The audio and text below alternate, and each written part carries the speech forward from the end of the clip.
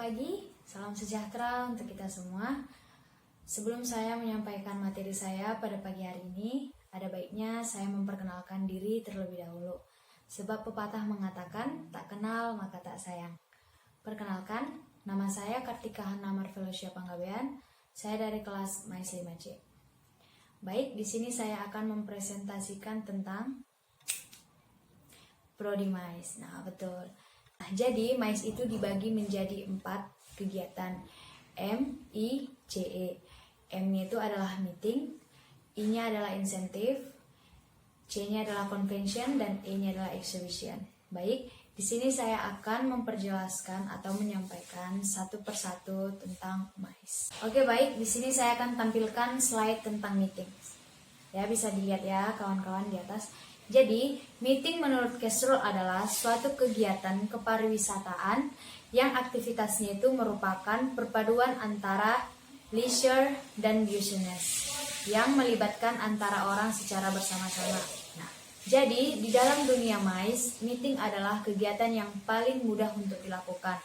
Jadi kalau dalam pembelajaran kami di kegiatan MAIS itu, meeting itu kami pelajari untuk sebagai tahap awal di saat kami ingin melakukan tahap-tahap seperti convention, insentif, dan juga pameran.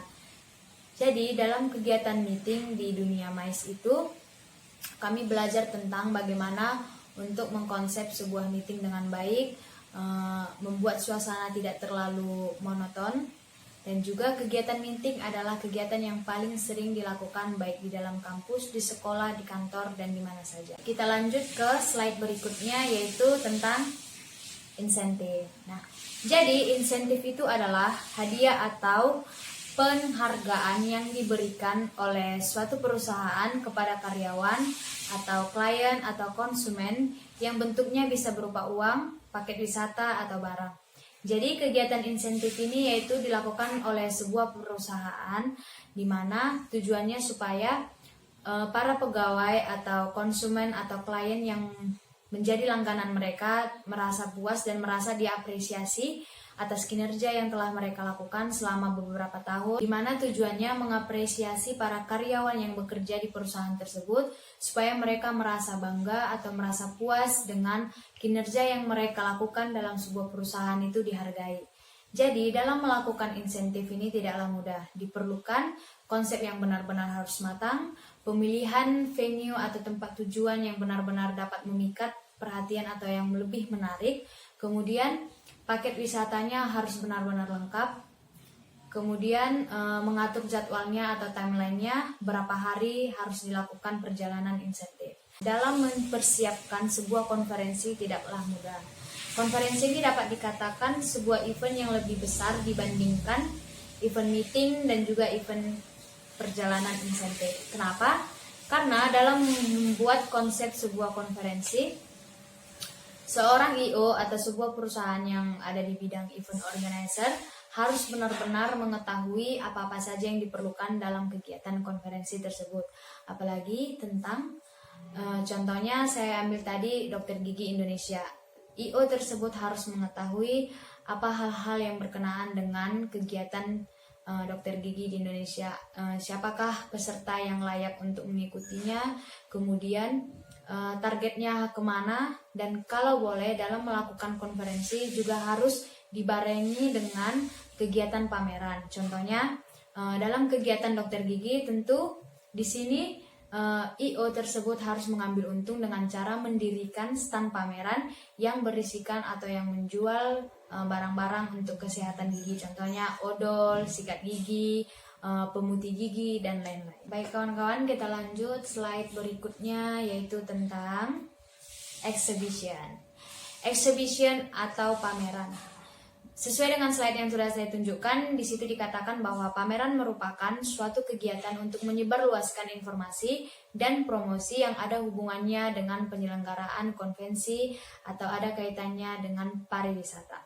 Nah, jadi dalam dunia MAIS, pameran ini dapat dikaitkan dengan kegiatan promosi atau memperkenalkan sebuah barang atau produk yang baru.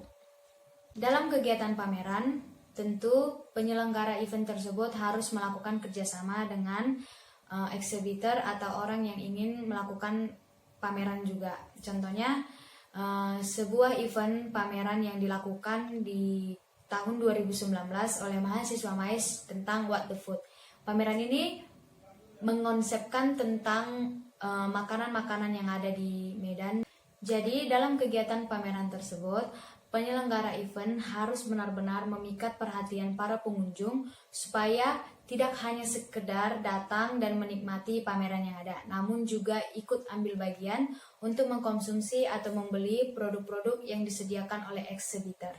Jadi, dalam kegiatan pameran juga merupakan kegiatan yang terbesar di antara dunia MAIS. Setelah kegiatan konferensi, pameran pun juga harus benar-benar memerlukan konsep yang lebih matang lagi. Kemudian, dalam melakukan kegiatan pameran, disinilah para I.O. harus benar-benar mengetahui apakah mereka akan mendapatkan untung atau mendapatkan rugi. Sebab, jika pengunjung hanya datang untuk menikmati hiburan yang ada dan menikmati yang dipamerkan saja, itu berarti tidak mendapatkan untung sama sekali. Namun, jika pengunjung datang kemudian membeli barang-barang exhibitor atau bisa saja penyelenggara event menyelenggarakan atau menyediakan merchandise atau produk dagangan dari event tersebut, kemudian dibeli oleh pengunjung yang datang, di situ kita dapat mengetahui pameran tersebut dapat berhasil atau tidak.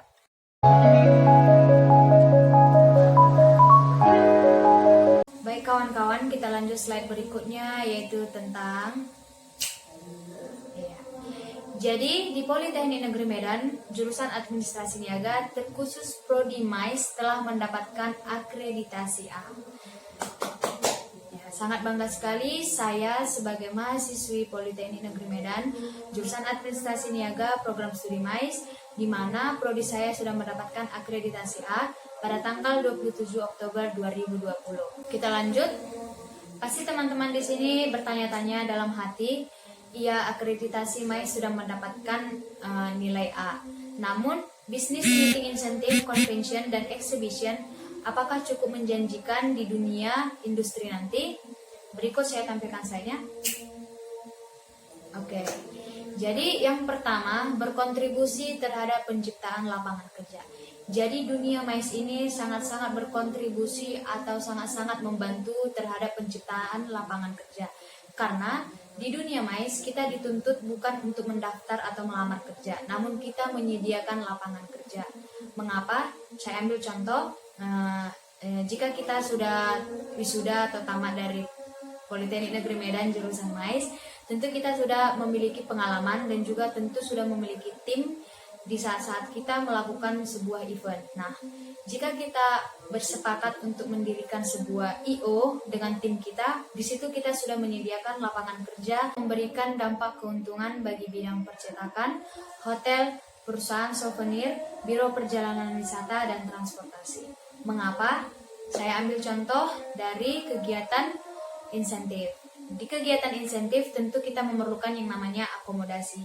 Disinilah perhotelan, kemudian perusahaan souvenir dan juga biro perjalanan wisata serta transportasi mendapatkan keuntungan, di mana perjalanan insentif tentu memerlukan beberapa hari, contohnya 2 hari. Kemudian I.O. atau penyelenggara event tersebut memerlukan yang namanya akomodasi untuk tempat singgah atau tempat peristirahatan peserta perjalanan insentif.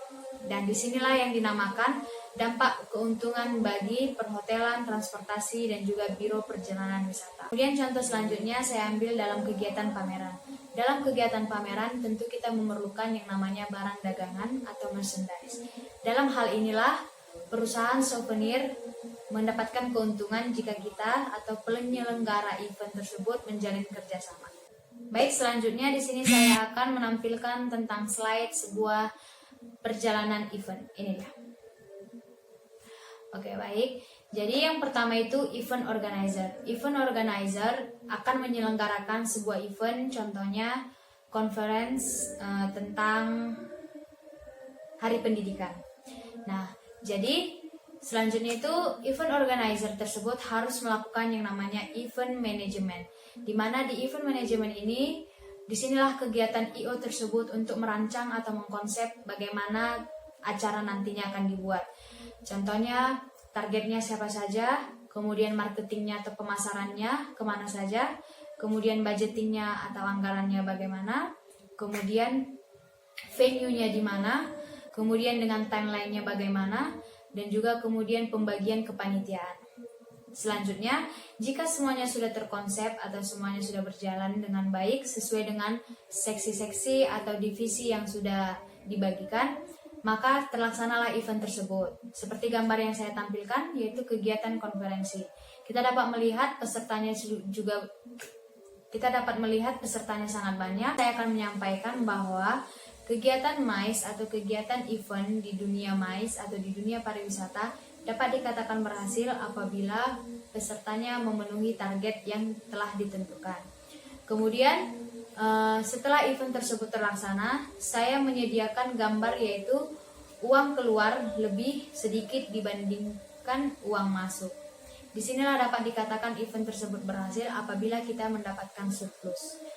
Jadi, jika kita sudah mendapatkan surplus, disinilah dapat dikatakan bahwasannya kegiatan MICE sangat menjanjikan di dunia pariwisata, kemudian menambah devisa negara maupun devisa daerah.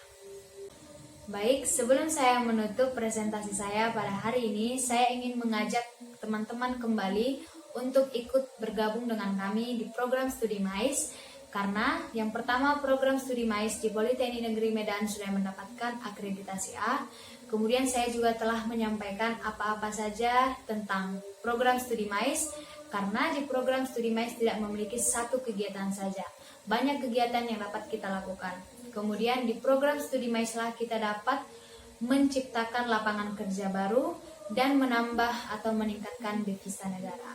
Sebelum saya menutup presentasi saya ingin minta maaf apabila ada kata yang salah. Burung Nuri, burung cendrawasih, cukup sekian dan terima kasih.